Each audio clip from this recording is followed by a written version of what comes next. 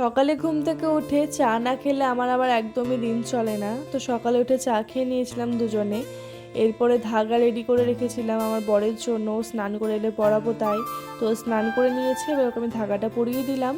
আর এই যে দেখতে পাচ্ছ দুজনেই হাতে ধাগা পরেছি। তো এরপরে খেয়ে নিলাম। আজকে ছিল দুপুরে মাছের ঝোল, ভেন্ডি ভাজা, পটল ভাজা, পাঁপড় ভাজা আর তার সাথে লেবু। তো আমরা দুজনে মিলেই খেয়ে নিচ্ছিলাম। ওই 12টার দিক করে আমরা খেয়ে নিয়েছিলাম, কারণ আমার ছিল এক্সাম। তো এক্সাম যেহেতু, তো বর আমাকে দিতে যাবে, তাই আমরা দুজনে একসাথে খেয়ে নিয়েছিলাম। তো এই যে দেখতে পাচ্ছ আমরা যাচ্ছি। আমার আবার লালবাগে সিট পড়েছিল এসসি বসে। তো ফার্স্ট টাইম সেখানে গেলাম, মানে সেই কলেজটাতে গেলাম। এর আগে এতদিন আমরা জিয়াগঞ্জে যাচ্ছিলাম, শ্রীপদ সিংয়ে সিট পড়ছিল। বাট এবার আমাদের শ্রীপদ সিংয়ে না পড়ে আমাদের এসসি বসে সিট পড়েছে।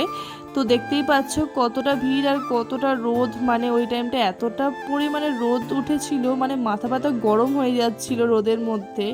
এত ঠান্ডা এত বৃষ্টি, অথচ যখন মানে একটু মেঘলা দরকার ছিল তখন প্রচণ্ড রোদ। তো যাই হোক, এরপরে আমরা ঢুকে গেছিলাম কলেজের মধ্যে। কতটা ভিড় দেখতেই পাচ্ছ। তো এরপরে আমরা রুম খুঁজে বেরোচ্ছিলাম, আর এতটা বড় কলেজটা, আমরা তো কনফিউজ হয়ে যাচ্ছিলাম। তো যাই হোক, ফাইনালি আমার রুম আমি পেয়ে গেছিলাম। তো এই যে দেখতে পাচ্ছ রুমের সামনে কত ভিড়, আর এই যে দেখতে পাচ্ছ ফোনটা নিয়ে তখন একটু ভেতরে বসেছিলাম, তাই একটু ভিডিও করে নিলাম। আর এটাই ভাবছিলাম, যখন স্কুল লাইফ ছিল তখন তো ফোন টোন কিছুই নিয়ে যাওয়া যেত না, বা তোমাদের সাথে কোনোদিন শেয়ারও করতে পারিনি। কলেজ লাইফে শেয়ার করতে পারছি ফোন নিয়ে, কতটা চেঞ্জ সব কিছু কলেজ লাইফে হয়ে যায়। তো এই হচ্ছে কলেজটা, অনেকটা বড় ছিল। আর এখানে আমি আইসক্রিমও নিয়ে নিয়েছিলাম। তোমরা তো এই আইসক্রিমের ভিডিওটা দেখেছো। আমার এতটা রাগ উঠে গেছিলো এমআরপিটা দেখে, এত টাকা বেশি, 5 টাকা বেশি হলো তাও ঠিক আছে, অন্যান্য জায়গায় হয়ও দেখেছি, কিন্তু এটা তো উচিত না, তাই না? মানে 10 টাকা বেশি নিয়ে, এমনিতে তো নিচ্ছে আইসক্রিমের দামটা, তার মধ্যে এত মানে 10 টাকা বেশি নিতে হবে। আমি যদি সত্যি দেখতাম আমি নিতাম না, আমি বলতামও, বাট আমার বলাও হয়নি, আমি পরে দেখেছি।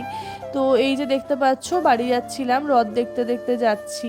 কতগুলো হ্রদ দেখেছি সেদিন, যেহেতু ছিল উল্টো রথ, মানে শুক্রবারের ভিডিও এটা। তো এই যে দেখতে পাচ্ছ, এরপরে চলে এসেছিলাম কৃষ্ণটি স্টলে।